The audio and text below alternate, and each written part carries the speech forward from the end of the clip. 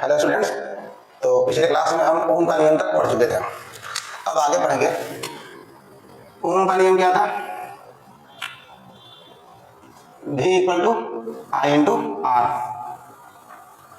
V क्या है? चालक सिरों के बीच विभवांतर।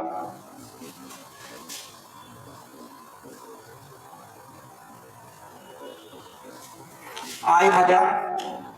चालक से प्रवाहित धारा।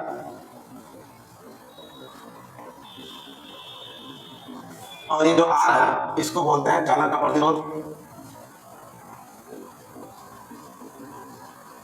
अब देखो, प्रतिरोध का ऐसा ही मात्रक क्या होता है?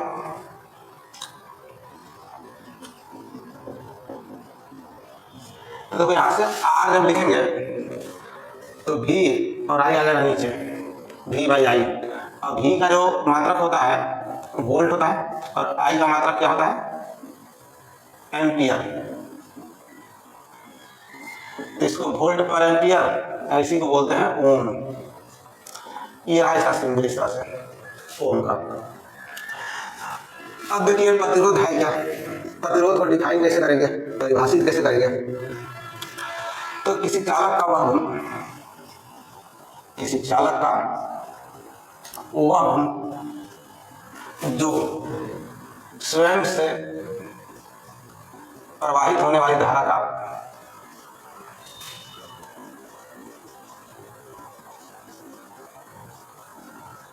विरोध करती है, प्रतिरोध कहलाती है।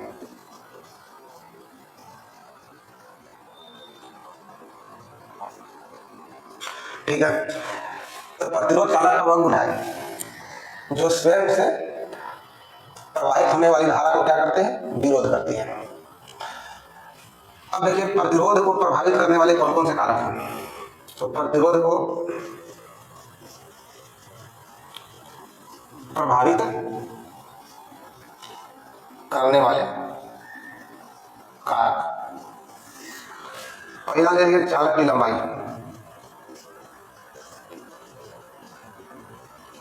दूसरा है चालक का अनुप्रस्थ काट क्षेत्रफल,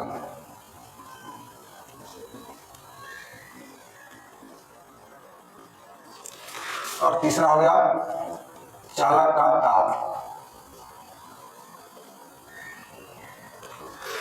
तो यहां पर चालक की लंबाई बढ़ेगा तो ये रहा चालक, इसका अनुप्रस्थ काट क्षेत्रफल सेम रखते हैं और लंबाई को यदि बढ़ा देते हैं तो चालक का प्रतिरोध बढ़ जाता है।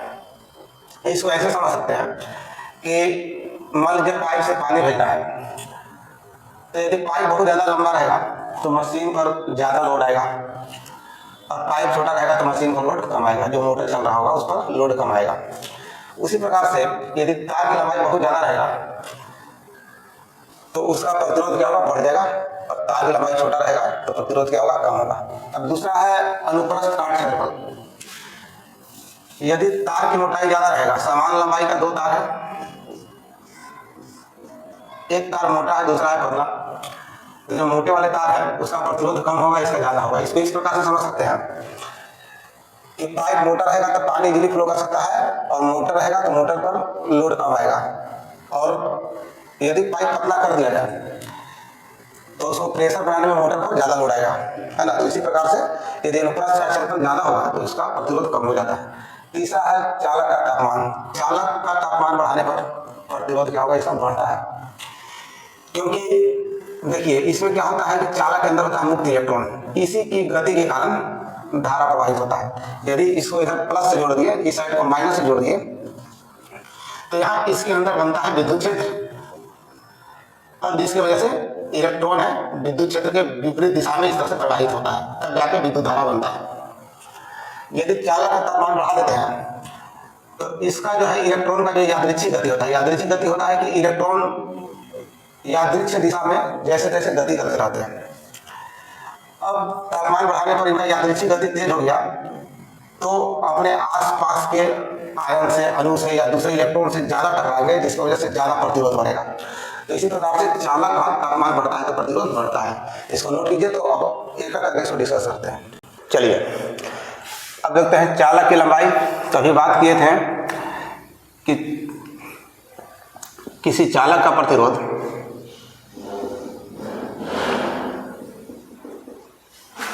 उसके लंबाई के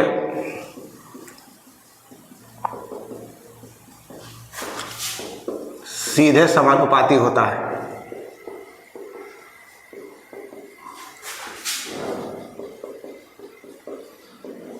यदि चालक का अनुप्रस्थ काट क्षेत्रफल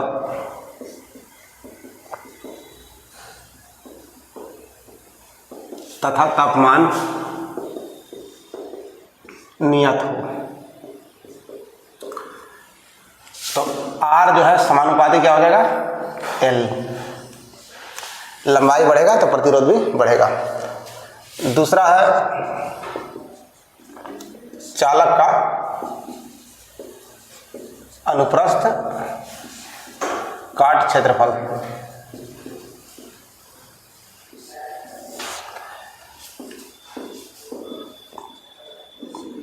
चालक का प्रतिरोध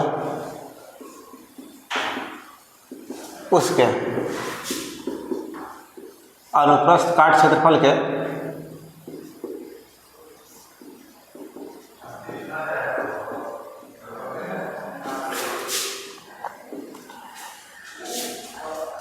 व्युत्क्रमानुपाती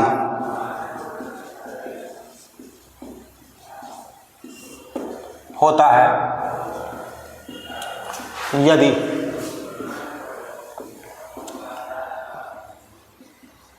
चालक की लंबाई तथा तापमान नियत हो। तो R जो है व्युत्क्रमानुपाती क्या हो जाएगा, अनुप्रस्थ काट क्षेत्रफल। अनुप्रस्थ काट क्षेत्रफल को यहाँ A से डिनोट किए हैं। तो यहाँ पर अनुप्रस्थ काट क्षेत्रफल बढ़ाओगे तो प्रतिरोध घटेगा। तीसरा है तापमान। तापमान में वृद्धि करने पर चालक का प्रतिरोध बढ़ता है।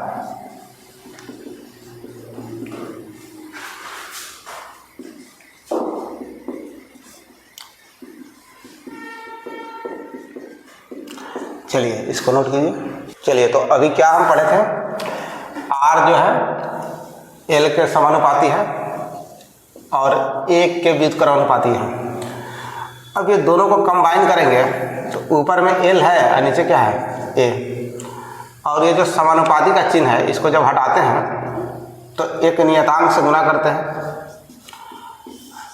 वो नियतांक क्या है, रो। इसको रो या इंग्लिश में RHO, रो, इस तरह से पढ़ेंगे। ये है क्या, चालक के पदार्थ का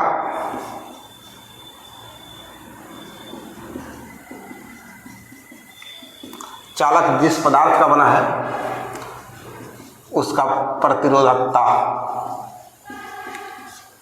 उसको कहते हैं, या तो उसको विशिष्ट प्रतिरोध भी बोलते हैं।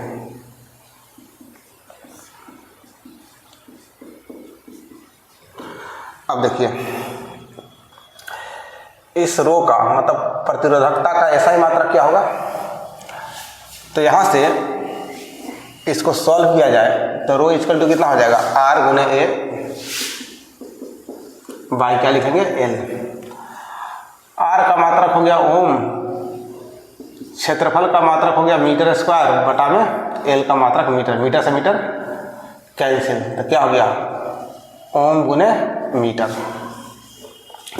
इसलिए प्रतिरोधकता का ऐसा ही मात्रक जो निकल के आएगा वो आएगा ओम इंटू मीटर। इसको इस प्रकार से लिखेंगे, ओम गुने मीटर। ये हो गया। अब हम लोग पढ़ेंगे प्रतिरोधकों का समूहन। तो हमको दो प्रकार का समूहन पढ़ना है, एक श्रेणी क्रम समूहन और दूसरा समानांतर क्रम समूहन। तो अब देखिए सबसे पहले पढ़ते हैं श्रेणी क्रम समूहन। तो मान लीजिए कि कुछ प्रतिरोध है, 3 को ले लेते हैं। एक का प्रतिरोध R1 है, दूसरा का R2 है, तीसरा का R3 है। श्रेणी क्रम समूहन है ये। और ये मान लो बैटरी लगा दिया, स्विच ऑन कर दिए, तो श्रेणी क्रम समूहन में सबसे समान धारा प्रवाहित होगा। इधर से इसमें जाएगा I1, इसमें भी जाएगा। यदि I मानोगे तो इसमें भी I, इसमें भी I, इसमें भी I, सेम धारा जाएगा, क्योंकि एक ही रास्ता है इसका। यहां पर पॉइंट A मान लो, यहां B, यहां C, यहां मान लो D। ठीक है। अब यहां पर एक बैटरी है, इसका विभवांतर V ले लो। तो अब इस V विभवांतर का इन तीनों प्रतिरोधों में वितरण होगा। मान लो कि A और B के बीच विभवांतर V1 है, B और C के बीच विभवांतर V2 है, और C और D के बीच में मान लिया V3 है। तो यहाँ पर जो टोटल विभवांतर हो जाएगा V1 प्लस V2 प्लस इस प्रकार से V3 हो जाएगा। तब इसको लिखेंगे, माना 3 प्रतिरोधक R1 जिनके प्रतिरोध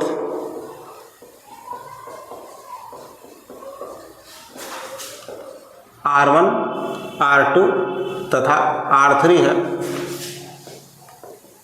चित्रानुसार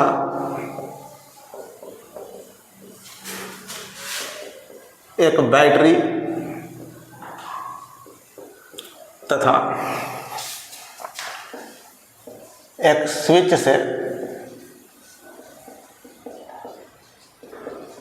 श्रेणी क्रम में जुड़े हैं। सभी प्रतिरोधकों से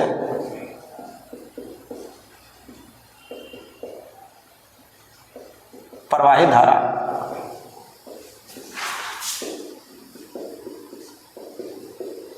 I है, सभी से समान धारा प्रवाहित हो रहा है। R1 प्रतिरोधक के सिरों के बीच विभवांतर V1 बराबर कितना लिखेंगे? तो ओम का नियम लगाएंगे। धारा I है, प्रतिरोध R1 है, तो यहाँ लिखेंगे I इंटू R1। उसी प्रकार R2 प्रतिरोधक के सिरों के बीच विभवांतर क्या लिखेंगे? V2 इक्वल टू धारा I जा रहा है, इसका प्रतिरोधक कितना है? यहाँ पर R2 है।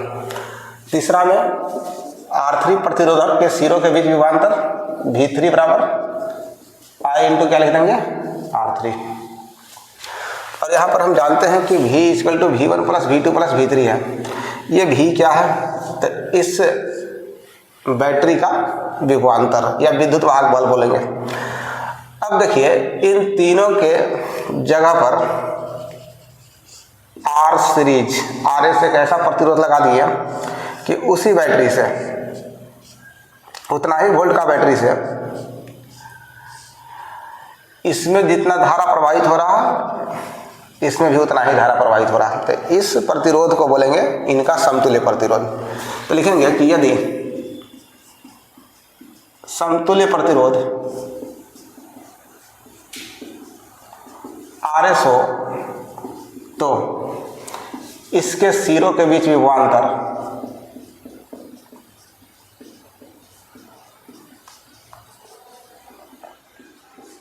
V बराबर क्या लिखेंगे? I इंटू RS, है ना। RS समतुल्य प्रतिरोध है, I है। अब इसको मान लो 1, इन सबको मान लो 2, इसको मान लो 3। तो देखिए, समीकरण 2 और 3 का मान समीकरण 1 में रखने पर, तो लिखेंगे समीकरण 2 तथा 3 का मान समीकरण 1 में रखने पर। तो चलिए, V की जगह कितना लिखेंगे? I इंटू आर एस, पहले से लिख देते हैं V इक्वल टू था V1 plus V2 plus V3। अब यहाँ रखिए I इंटू कितना है आर एस, यहाँ पर कितना है I इंटू R1, V2 की जगह I इंटू R2 और इसकी जगह कितना हो गया I इंटू R3। तो I इंटू आर एस बराबर कितना हो गया, I कॉमन ले लो, R1 plus R2 plus R3, I से I हो गया कैंसिल, तो आर एस बराबर हो जाएगा R1 plus R2 plus R3। इस प्रकार से यदि n नंबर ऑफ प्रतिरोध, n प्रतिरोध इसी प्रकार से जुड़ा हो श्रेणी क्रम में, तब उसका प्रतिरोध कैसे लिखेंगे, तो सबको इसी प्रकार से जोड़कर लिख देंगे। ठीक है, जैसे यदि n प्रतिरोध R1, R2, R3, Rn श्रेणी क्रम में जुड़े हो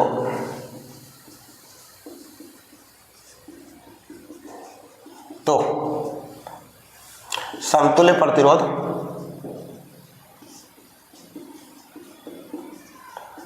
Rs equal to R1 plus R2 plus R3 इसी प्रकार से जोड़ के लिख देंगे। अब यहां देखिए ये हो गया केस 1, इसको लिख देते हैं। केस 2, यदि n समान प्रतिरोध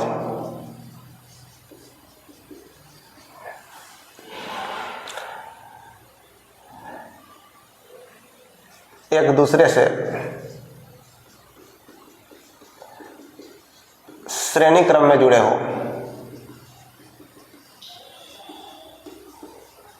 एवं प्रत्येक का प्रतिरोध कैपिटल R हो, तो यदि n समान प्रतिरोध एक दूसरे से श्रेणी क्रम में जुड़े हो और प्रत्येक का प्रतिरोध क्या ले लिए R, तो यहां जो समतुल्य प्रतिरोध निकल के आने वाला है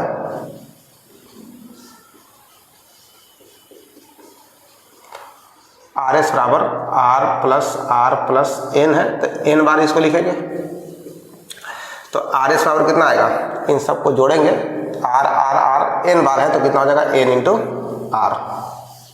इस प्रकार से चलिए अब दूसरा हम लोग पढ़ने वाले हैं समानांतर क्रम समूहन। अब इसमें मान लीजिए कि 3 प्रतिरोध ले लिए,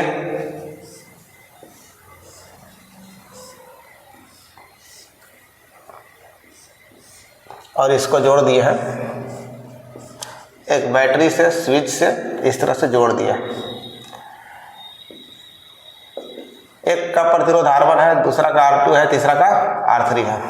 अब मान लो कि यहाँ से धारा जा रहा है, 3 भाग में बटेगा, तीनों में अलग अलग धारा जाएगा। इसमें मान लीजिए I1 चला गया, इसमें मान लो I2 है, इसमें I3 धारा चला गया। अब देखिए तीनों प्रतिरोधक का है ना, एक टर्मिनल A से यहाँ जुड़ा हुआ है और दूसरा टर्मिनल मतलब दूसरा सिरा B से जुड़ा हुआ है। इसलिए तीनों प्रतिरोध के लिए है ना विभवांतर क्या होगा, सेम होगा। अब कहें कि R1 जो प्रतिरोध है इसके सिरों के बीच विभवांतर कितना है, तो VA माइनस VB बोलेंगे। दूसरा प्रतिरोध का कोई विभवांतर पूछेगा तो उसको भी VA माइनस VB बताएंगे, तीसरा प्रतिरोध का भी VA माइनस VB, मतलब तीनों का विभवांतर क्या है, सेम आएगा। तो अंतर एक है ना कि श्रेणी क्रम में समान धारा तीनों में से जाएगा, इसमें जो है तीनों का सिरों के बीच विभवांतर क्या होगा, समान होगा। ये पहचानने का तरीका हो गया कि कौन श्रेणी क्रम में है और कौन समानांतर क्रम में है। अब देखिए माना 3 प्रतिरोधक जिनके प्रतिरोध R1, R2 तथा R3 है, एक बैटरी तथा एक स्विच से चित्रानुसार जुड़े हैं, ठीक है। तो इसलिए VA माइनस VB यदि ऊपर वाले के लिए लिखा जाए ओम का नियम से तो क्या लिखेंगे, इससे धारा गया I1 इंटू R1, ऐसे। VA माइनस VB दूसरा के लिए लिखा जाए तो कितना हो जाएगा, I2 इंटू R2, और तीसरा के लिए लिखा जाए तो I3 into R3। VA minus VB कितना हो जाएगा, I3 इंटू R3। हम यहां से निकाल लेते हैं I1, I2 और I3। तो I1 कितना होगा, R1 को नीचे लेके चले जाओ तो हो जाएगा VA minus VB by R1। इन दोनों को इक्वेट करो तो I2 कितना निकल के आएगा, VA माइनस VB बाई हो जाएगा R2, और यहाँ I3 हम इधर लिख देते हैं VA माइनस VB बाई, यहां से चलाएगा नीचे R3। I1 है, R1 से प्रवाहित धारा, I2 है, R2 से प्रवाहित धारा, I3 है, R3 से प्रवाहित धारा। तो जो कुल धारा है कितना निकल के आने वाला है, I equal to I1 plus I2 plus I3, ठीक है। अब इस पूरे को समीकरण 1 बोल देते हैं, इसको समीकरण बोल दिए 2। अब मान लीजिए इन तीनों का समतुल्य प्रतिरोध, माना इसका समतुल्य प्रतिरोध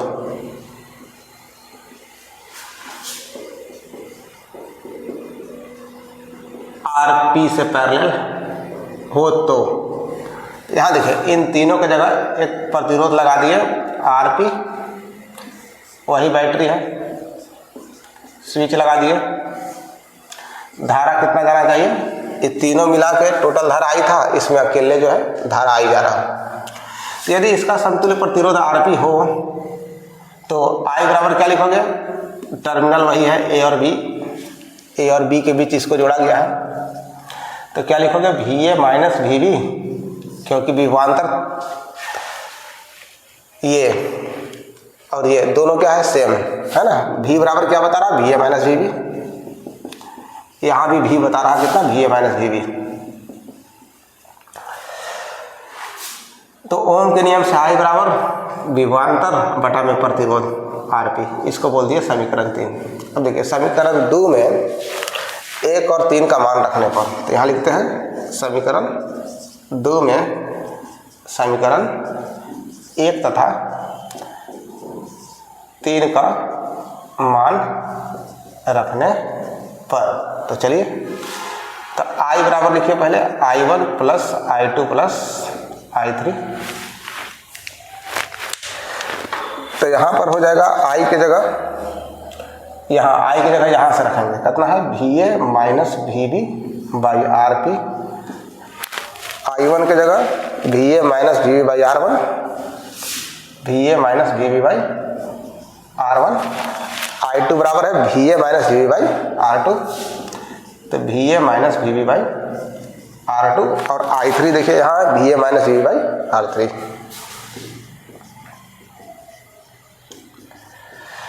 तो यहाँ हो गया VA माइनस VB बाई कितना हो गया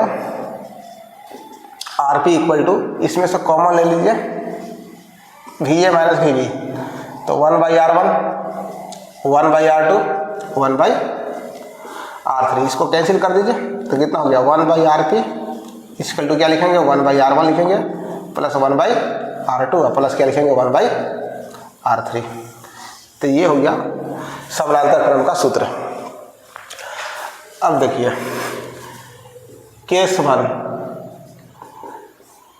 यदि M प्रतिरोधक जिनके प्रतिरोध R1, R2, R3, Rm हो और ये समानांतर क्रम में हो, है ना। तो M प्रतिरोधक है ना, जिनके प्रतिरोध इतना इतना इतना समानांतर क्रम में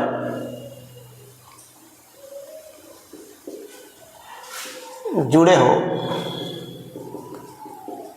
तो इनका समतुल्य प्रतिरोध कितना निकल के आएगा?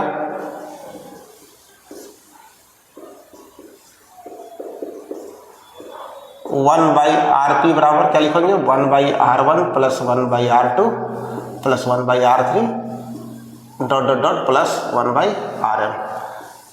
इस प्रकार से जितना प्रतिरोध होगा 2, 3, 4, 5, 6 इसी तरह से जोड़ते चले जाएंगे, है ना। जितना प्रतिरोध होगा यदि m प्रतिरोधक है ना, जिनके प्रतिरोध R1, R2, R3 dot dot dot Rm हो, समानांतर क्रम में जुड़े हो तो इनका समतुल्य प्रतिरोध इतना होगा। केस 2, यदि m समान प्रतिरोध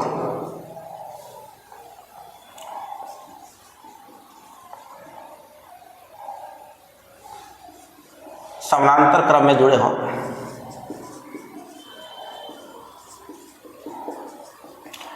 और प्रत्येक का प्रतिरोध R हो तो 1/Rp क्या लिखेंगे? 1/R लिखेंगे प्लस 1/R, क्योंकि सबका प्रतिरोध क्या लिखे हैं? R ही है, तो समान है सबका प्रतिरोध। इसको m बार लिखेंगे, m प्रतिरोधक है तो 1/Rp कितना निकल के आएगा? m बार है तो लिखेंगे m बाई कितना? R। इसको उल्टा करोगे तो Rp कितना निकल के आएगा?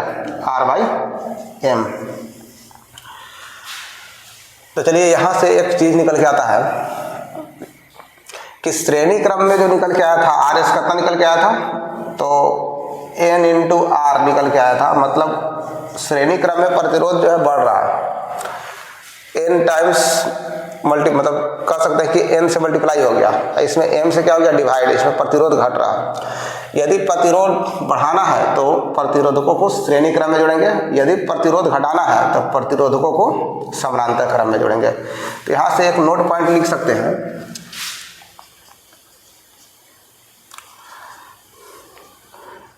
यदि प्रतिरोध बढ़ाना हो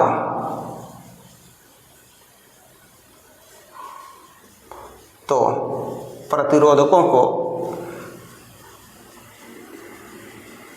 श्रेणी क्रम में जोड़ेंगे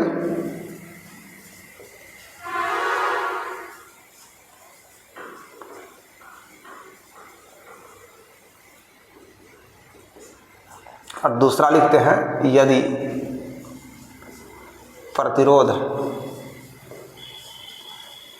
घटाना हो तो प्रतिरोधकों को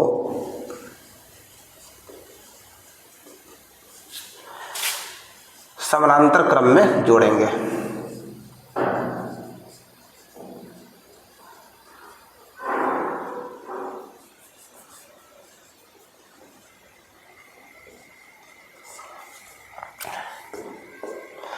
अब देखिए, अब इसी में मान लीजिए कि मेरे पास 2 प्रतिरोधक है, तो उसके लिए हर एक प्रतिरोधक में कितना धारा प्रवाहित होगा उसका अलग से एक सूत्र कैलकुलेट करेंगे, क्योंकि एग्जाम में न्यूमेरिकल में समानांतर क्रम का 2 प्रतिरोध वाला कॉम्बिनेशन देता है।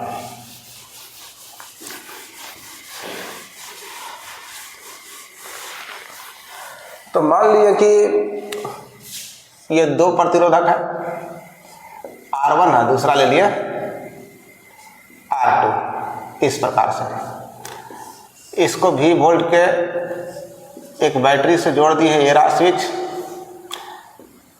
ये हो गया इसका सिरा। मान लो कि इससे धारा जा रहा I1, इससे जा रहा कितना? I2। तो इसका जो समतुल्य प्रतिरोध निकल के आया था 1/R1 प्लस क्या लिखेंगे? 1/R2। एलसीएम हो जाएगा R1 × R2, ऊपर यहाँ से मल्टीप्लाई करोगे तो हो जाएगा R1, यहाँ से कितना हो जाएगा? R2।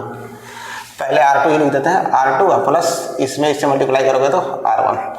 जब इसको उल्टा करोगे तो हो जाएगा Rp समतुल्य प्रतिरोध, इसको उल्टा करोगे तो कितना हो जाएगा? R1 × R2/R1 plus R2।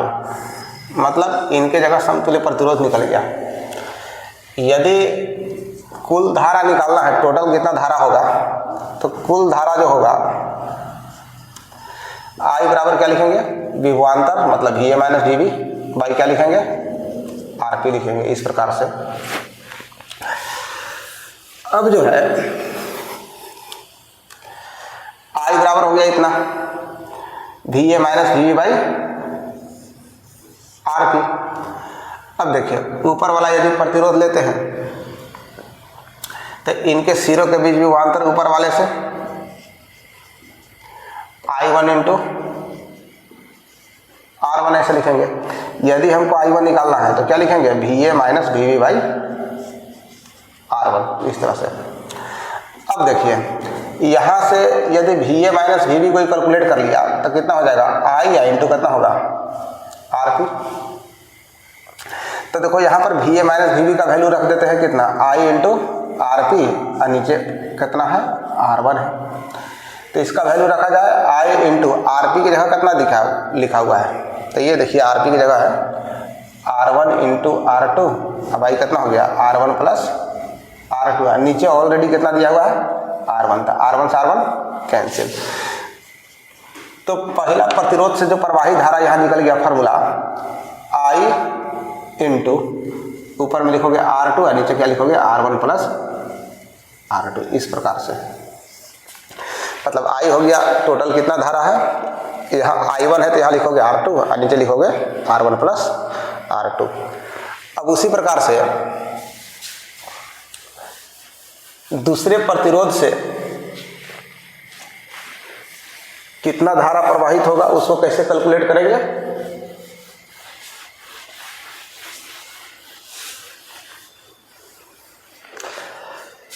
तो देखिए I2 बराबर, अब इसमें देखिए इसके सिरों के बीच विभवांतर कितना है, ओम के नियम से VA माइनस VB। अब I प्रतिरोध होता है, प्रतिरोध कितना है R2।